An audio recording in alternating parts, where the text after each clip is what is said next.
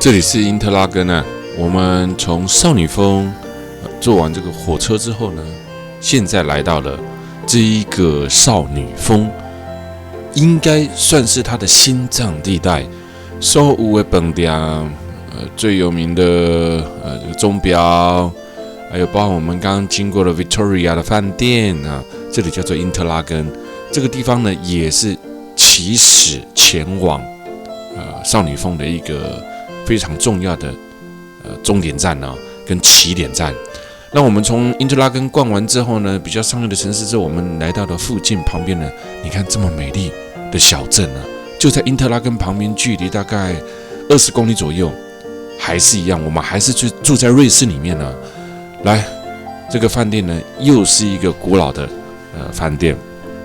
这里的饭店呢，不是你比内底外豪华，这里的饭店呢是在比什么？是在比说呢，住在这个地方的景色有多美。我们现在就住在这个饭店里面，我们今天也就在这个饭店里面的旁边吃上瑞士餐啊。瑞士餐呢，其实瑞士的消费真的很贵哈。瑞士最著名的像有 cheese 火锅等等啊，但也不是每一个人吃的都哈啦哈，因为它是用一个 cheese 锅，然后用面包下去沾啊。但是毕竟在瑞士，这是最著名的餐食哈。来，那我们所有的人就在这个美丽这个餐色呢，一定是配这个风景的架下，因为风景很美嘛，所以看到这么美丽的风景啊，很优雅的吃了这边的瑞士风味餐好不好吃？看的风景都觉得好吃了啊！这是很难说的一件事情。我为什么说它是一件很难说的事情呢？瑞士在以前这么美丽的风景呢，叫做穷乡僻壤。为什么？都是农村，没有什么地方商业行为。以前呢，在这个地方的人民呢是非常的贫穷的啊。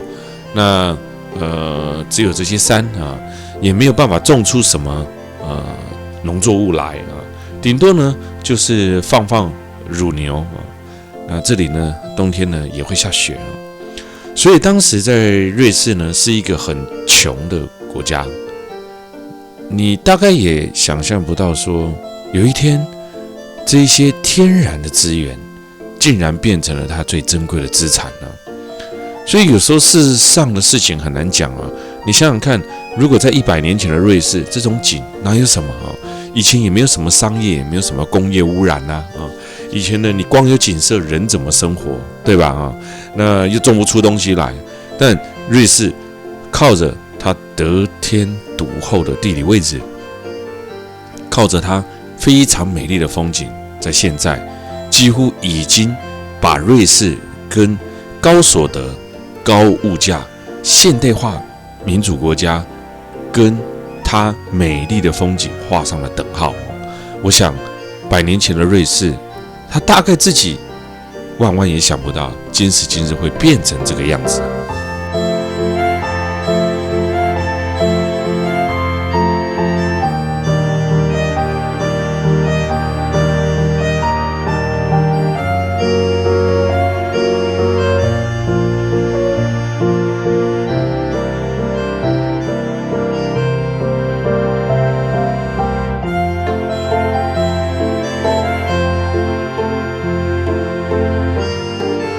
有时候在瑞士呢，我也不知道要多做什么样子的语言讲修这位嘛是感觉奇怪先因为风景太水气啊有当下都会感觉讲有音乐的衬底再加上了这个美丽的风景呢，都舍不得讲话来，这个受伤的狮子，看到这个地标，你应该知道你来到哪边了吧？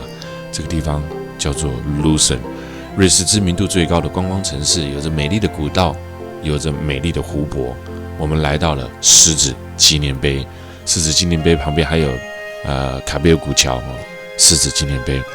Lucerne原本是河畔的小渔村，8世纪因为修道院的建筑而有名气，所以呢，13世纪的时候，圣葛塔鲁山口的通道开通了，Lucerne变成了意大利与北欧之间非常重要的一个交通要塞哇，我们从这个狮子纪念碑慢慢走过来，也可以在这几天呢感受到瑞士非常高昂的物价咯随便上个厕所台币都要5-60以上，对吧？这个我相信所有来过瑞士、来过欧洲人都可以了解，都可以知道啊。那我们呢来到瑞士之后呢，当然呢，Lucerne 也被称为是蜜月之乡啊。我们现在看到的这个叫做 Lucerne 湖啊，Lucerne 湖其实是有游船路线的，在这个湖畔美丽的旁边呢，就是美丽的Lucerne 湖啊，右手边呢是 Lucerne 古道街道。这个所在我来的次数呢，来到我自己都算不出来了啊。但我相信，只要第一次来这边的人，第二次来这边的人，第三次，除非你说你住在这边了你几乎还是都会被 Lucerne 的美而所震撼的。Lucerne 湖是一个3大湖泊组成的大湖，最南边的是乌尔内湖，西边的是阿尔卑纳赫湖。这3个大湖呢，把它围绕了起来也称为四周的森林湖，变成了如此这般的色彩景象美丽的画面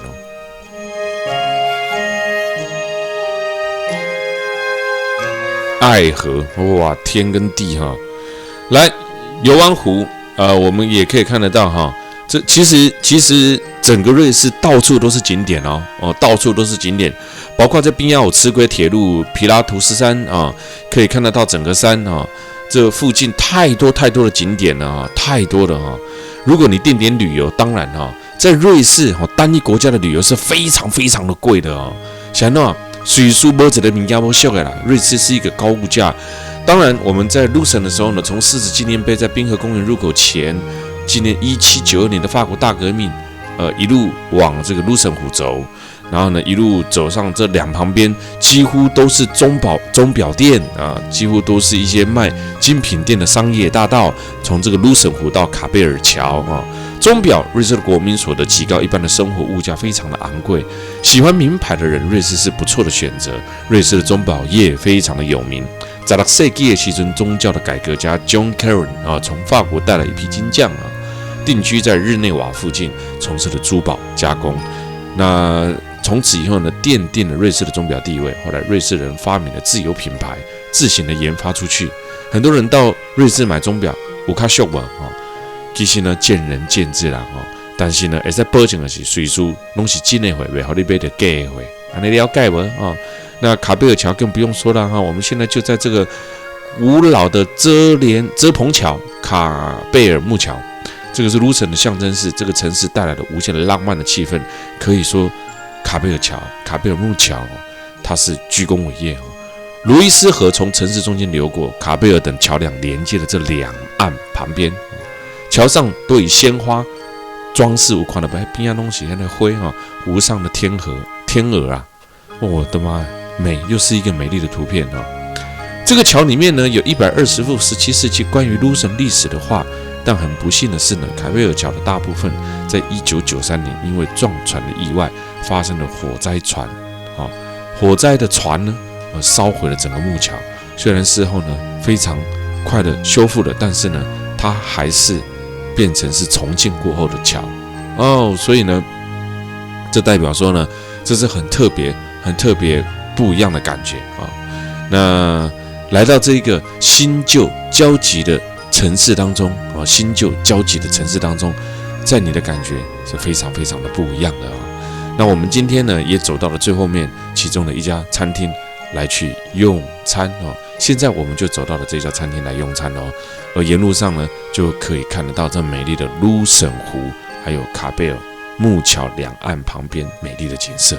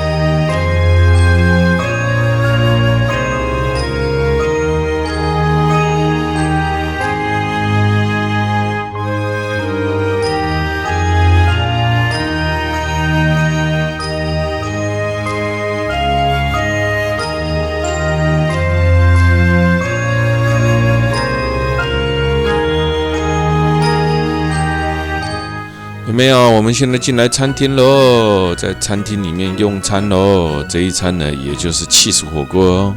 有没有看到哈？cheese火锅哈，cheese火锅就是其实它整锅的cheese啦啊。然后呢，不管是肉也好啦，不管是这个面包也好啦，去沾了cheese来吃哈。如果你不是吃cheese锅的话呢，它还是用了一锅让你去水煮肉哦。这是瑞士火锅啦哈，瑞士火锅是瑞士当地比较具有特色的一餐风味餐哈。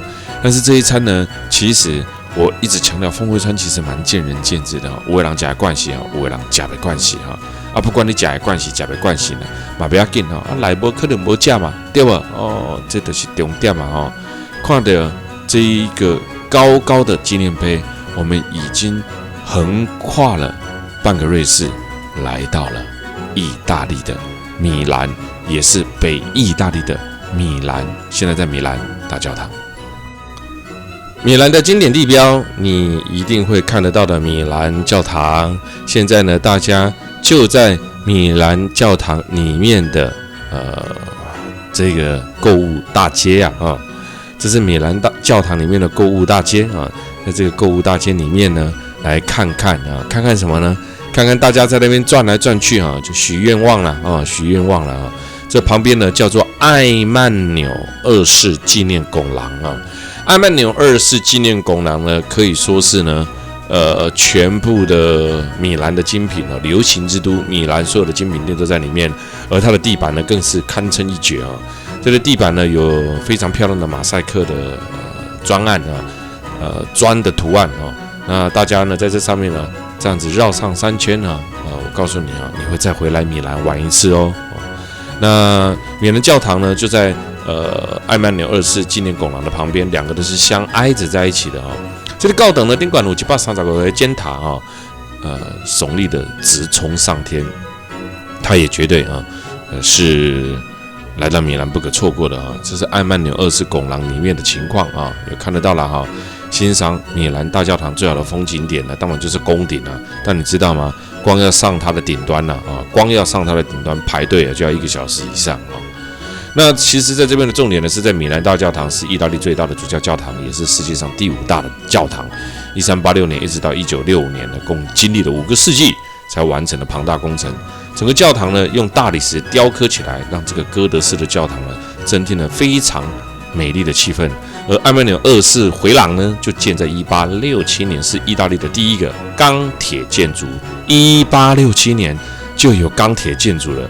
你又回想看看，1867年您在做什么啊？这个时候的中国社会是怎么样啊？意大利第一个钢铁建筑就是这一个以铁架跟玻璃组成的十字形拱廊，嘛是意大利上古老的这个购物商店街。古典的圆形拱廊有各式的精品，有米兰的客厅之称，而走出来外面呢，就可以看得到最震撼的米兰大教堂，历经了5个朝代才把它盖起来的。米兰是罗马的第2大城，也是意大利最有钱的城市其中之一个。到每一个城市的旅游呢，总是要看看当地的地标，地标就像一个城市的脸，是指标，也代表了都市的形象。我们离开了米兰，继续前往下一个叫做加达湖。这个加达湖呢，算是我们首次到这个地方来拍摄的重要的景点之一。加达湖很特别，这个加达湖呢，我们现在呢就来看看它美丽的景色哦。它是北意大利非常著名的一个度假胜地，也是意大利境内最大的一个湖泊，最深的地方它可以达到346公尺。清澈的湖畔后面呢，既是广受诗人赞赏的斯卡拉家族城堡。我们现在就正前往斯卡拉家族城堡哦。看吗？意大利最著名、最多人、当地人最喜欢的加达湖，北意的度假胜地哈。这个地方呢，还有附近还有一个360度的这个旋转缆车啦啊。有没有看到哈？这个就是斯卡拉家族城堡哈，加达湖，意大利的加达湖。哇哦，真的是哈，没来哈，来没有来就不知道了啊。来了你才会知道这个地方水上城堡啊，它又被称为水上城堡。我们现在就要进来看看吗？当然要进来看看了。走，我们进来看看最有名的加达湖，在斯卡拉城堡，从外面走进来穿越的城堡。我们今天也在这边用餐。你要说斯卡拉城堡是一个城堡，不如说是一个军事碉堡，更能为适合。城墙顶管有一只狮啊，因为呢，这个所在跟威尼斯那只狮啊，谁来加港？听讲西米里欧以前也被威尼斯共和国所统治过的一个小镇，所以在这个地方也可以看得到威尼斯的小狮子啊，来到这个地方啊。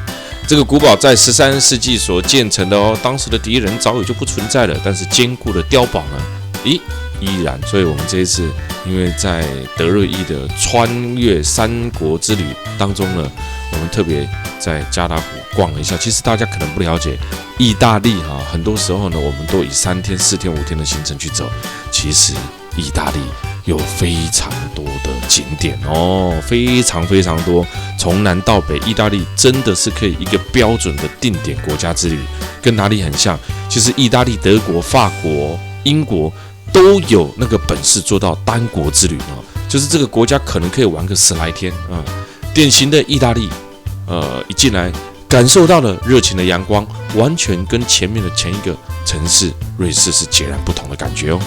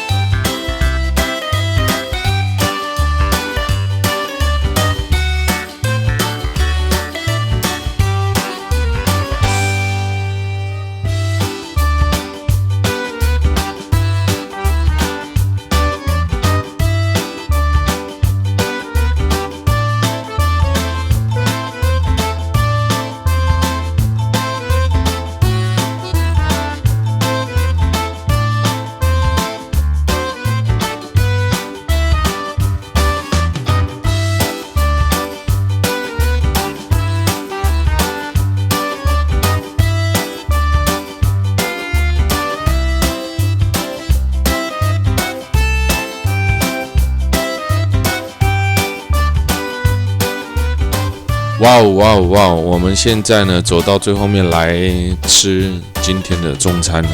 今天的中餐呢，让我觉得呢，意义非凡，价值连城啊。因为坐在这个中餐，虽然呢，我常讲大概食物啦，价等到等暗顿是好价歹价这见仁见智啦。我对他讲见仁见智，这我哪会知影有的人介意，有的人无介意但是我讲真的欧洲的景色俄罗加特质真的你来到欧洲，你会感觉讲，奇怪，那有遐水的所在啦，你会一直赞叹为什么他们这么棒，拥有这么得天独厚的美丽景色尤其是你看我们现在坐在这个旁边就在这旁边也是很难抉择。我们后来当然不是坐到旁边吃老外他们喜欢坐在湖畔旁边，可能晒着太阳，看着美丽的景色，采光很好。但站在我们呢，就不一定觉得这样是好的太阳一晒阳伞就打起来或者是觉得为什么不坐里面所以旅游就是这样有时候你很难去调试每一个人的口味有太阳照，他觉得热死了，还不让我坐到里面去；那坐到里面去呢，有的人又会觉得是说，干嘛不坐外面啊？坐外面风景比较好。那怎么排啊？每一个人都有意见哦。尤其是呢，在国外，你注意看哦，阿多咖哩假崩的群，他们坐的那个餐厅的位置呢，用资料多多喝，人家也不会觉得特别小。但我们台湾人很奇怪哈，个子也没比人家高大，这的来了啊，这位叫这位啦，哇，开始要挪位置，开始要把整个位置搞得很大。我告诉你哈，在欧美国家哦是这样子的，他们可以让你换，也可以选择不让你换。为什么？因为对他们来讲，欧洲很多的餐厅都是所谓的预定制，也许你1点吃饭，他下一个桌子是2点，就有人要来吃饭了。那这个时候你会告诉他，不要紧啊，先花我这样哦，阿姨来我个刷。他们不愿意做这种事情，因为他们会觉得你把干净的桌子弄过了，我不要。而很多时候，台湾的人会觉得说，我开进来家呢，现在我要怎样设位啊？你可以不要来吃。在欧洲人的心态就是这样，你可以不要来我餐厅吃啊。为什么？因为你的消费、你的付费，我们给予你的是这个东西，不是你付了钱，你想要怎么做就怎么做。我曾经好几次去调试过，所谓的餐厅的座位，他们每一次都是这样讲，请你们下次不要来了。那当然我不太好意思跟人家讲，他会认为是说你们亚洲人也没长得比较高大，这是我们这边的规矩，不是你付了钱你想要怎么样就怎么样。在台湾真的有很多人付了钱就觉得他是老大他付了钱他就会觉得他想要怎么样就怎么样。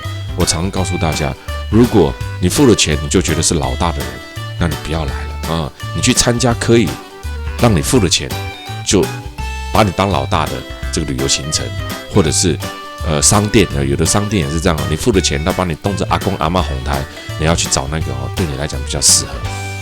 那加拉湖北意大利最大的湖泊，阿尔卑斯山山路的南路意大利呢其实蛮热的南意到了夏天是非常热的，所以南意适合在冬天、春天、秋天走那现在呢，我们在冬天在走南意的话呢，会觉得更棒。但我们现在不是在南意，我们在北意大利。在北意大利呢，冬季是会下雪的这个湖呢很大，我们现在走上了城堡上面呢，在湖岸旁边往往看不见对岸，毕竟这是意大利最大的一座湖啊。碉堡里面当然现在已经没有所谓的士兵了，但是这个地方呢可以看得到意大利最大的湖泊、最美丽的环境。加拉湖是最受欢迎的。你看看这以前，你看这个城堡以前呢，这个船只呢就是开进来这里面停，有没有保护它的船只一个停泊港就对了。而它后面呢也就面对了最美丽的阿尔卑斯山的山区，前面呢就是加达湖，意大利最大的湖泊。我们站在了斯卡拉家族城堡。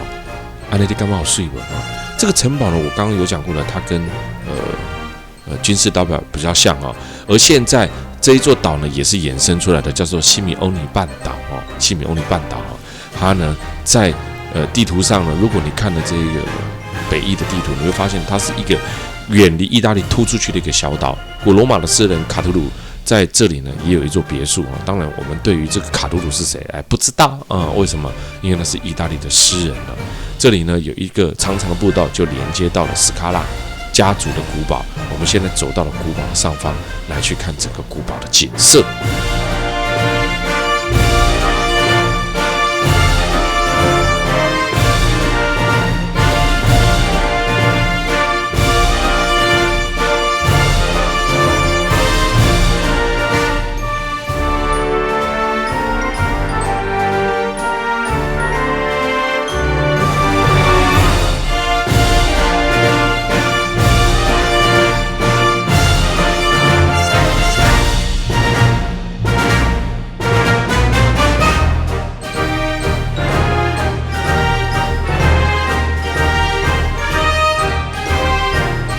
盛极一时的千年古城，来到意大利一定会走的其中一个地方叫做 Verona。Verona 以前呢在台湾并没有很有名这几年来呢也慢慢有名气了，越来越多的亚洲人呢喜欢来到这个地方。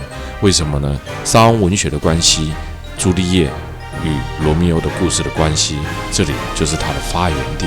Verona 古意大利北方盛极一时的大城市，它的名气呢只小于威尼斯，更因为爱之都罗密欧与朱丽叶，让这个城市呢更加的有名。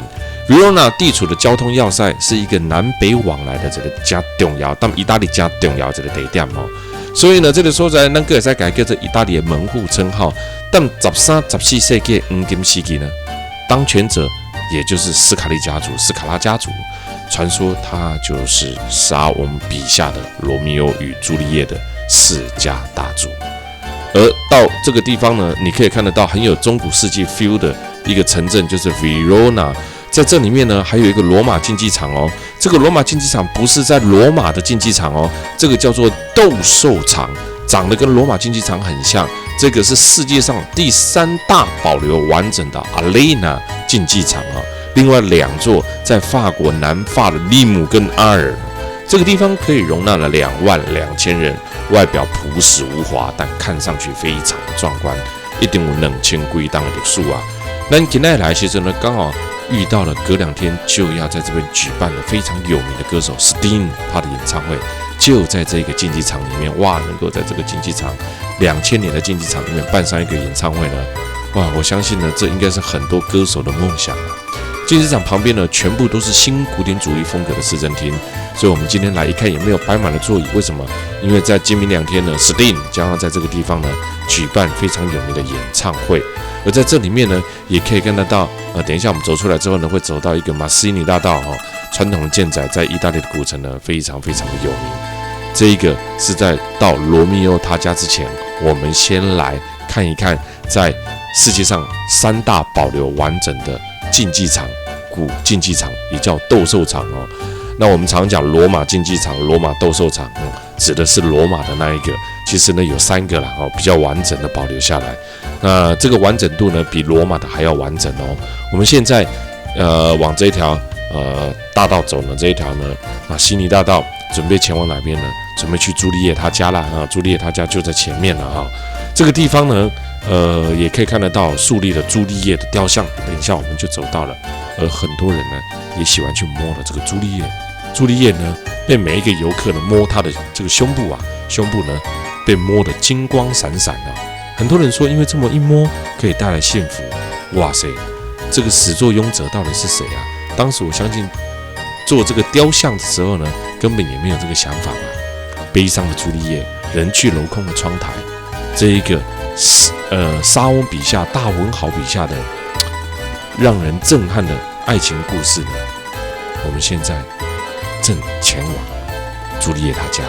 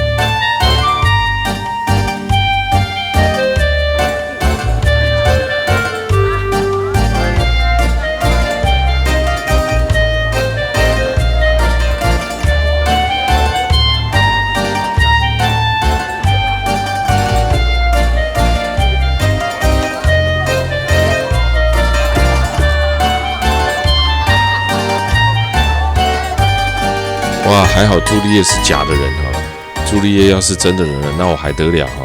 这个已经就给剁开来哈，不啦，这大概看里哈，都喜欢跟朱丽叶拍照哈。在旁边呢，我们刚经历了药草广场、香草广场、百草广场，还可以看得到呢。很多的高耸的蓝贝提塔，有没有蓝贝提塔左边那一个啊？可以看到 Verona 的全市阵容哈，必须坐上去啊。那包含了广场上很多雕像哈，那很多的哇，我觉得很多啦，很多的著名的景点。这个中古世纪的城镇呢，虽然在这里面呢走起来大家哇哇叫，一直都在走路，走起来很累，但是呢，我觉得也是一个蛮棒的感觉。毕竟你人生当中有多少机会可以走在这个中古世纪的小镇里面呢？对不对啊？你想想看呢，这一生当中，你什么时候有机会起身起来，拿起你的银行存折，领了一笔钱，报名参加一个旅游行程，大老远的坐了飞机飞到了这个上千年的古城，漫步走在这个古城当中，可以慢慢的思考自己的人生的感觉，不觉得很特别吗？对不对啊？这就是我自己的感觉啊。行动，当你行动下去的时候，站起来去行动下去的时候，有没有啊？人生这一届好像忽然间就开始做变化了啊！不管你在旅途上遇到的任何一种人啊，也许他都会在你的生命当中带来不同强烈的感受啊。不管这个人是好是不好，是你能不能够可以跟他当成好朋友，但是人生就是这样，人生你可以遇到的各式各样的人都有。今天你有想过吗？你可以参加了这个旅游节目，而认识了来自于全世界各地不同地方的人，对吧？在这认识不同地方的人当中呢，我相信你也可以看得到你喜欢的人，也许你也可以看得到你不喜欢的人，但你转念一下，你是不是有看到你喜欢的人呢？对不对？喜欢的朋友了吗？这就是重点，这就是重点。所以我说呢，不一定都要去往坏的地方想，因为人生当中坏事太多了啊，想都想不完。所以奇怪，讲也奇怪，造访了威尼斯呢，威尼斯怎么样看又是百看而不厌。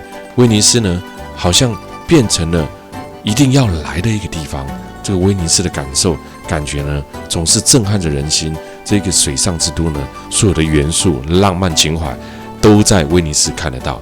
欧洲大地任何一个城市呢，有着截然不同的，就是在威尼斯。它的街道曲折蜿蜒，以门牌地址不能作为标准。这个一直在下线沉沦的城市当中，哇，这里是威尼斯，这里有1-2千种门牌号码，在这里迷路已经变成了是自助旅游观光客的一种乐趣，因为这里面太美丽了，这里面的错综复杂，而且这里面的小岛非常非常多个，在这个地方算是呢没有任何的车辆，唯一可以听得到引擎声的就是水上巴士，我们坐的交通船所发出来的声音。在这里很多的欧洲的建筑类似，配上了水道，配上了拱桥，配上了贡多拉，看到了这一些穿着条纹的船夫挥摆着这个摆渡，你可以看得到这里的感觉绝对不一样。尤其是我们即将前往不能错过的圣马可广场，这也是威尼斯最重要的地标。时间若是允许，天气若是许可，一定要坐上这里的贡多拉，让你感受到完全不一样的贡多拉，完全不一样的威尼斯之旅。这里就是最重要的圣马可广场。我们即将抵达圣马可广场，可以看到神纠集的马焦雷教堂，也可以看得到最有名的大广场，也可以看得到威尼斯最著名的飞翔的狮子，长翅膀的狮子。这里是很多人梦寐以求要来的威尼斯，也是很多人可能已经来过的威尼斯，也是所有旅游、电影、观光杂志、世界上各个旅游节目都一定要来的。从这里的圣马可广场看到了叹息桥，在古代这里的法院连接的监狱，为什么？因为法院跟监狱呢判完之后直接关起来最快啊，死刑也在这个浪漫的广场当中执行过。但你能想象吗？这里当时以前是处决犯人的地方，在这边呢有美丽的传说，在这边有美丽的风景，还有包含了很多的这个电影也在这边拍摄。那搭乘了这个把它翻译成中文叫做凤尾桥，在意大利原文叫做贡多拉在这边包含了情定日落桥的电影，在这边都可以看得到它著名的景点里亚托桥，很多啦，这里的桥太多了哦，你讲都讲不完，桥本身太多了。威尼斯之所以让人喜欢，威尼斯人之所以让人家感受不同，最主要是因为这里的浪漫情怀。但是呢，当然很怪哦，这里所在呢，它已经变成很商业化了。但这就是我觉得最特别的地方，最特别的地方。虽然它还是那么商业化，但是威尼斯却还是保有了威尼斯自己本身独特的风采。原因就在于这个国家，它保护它的历史古迹不遗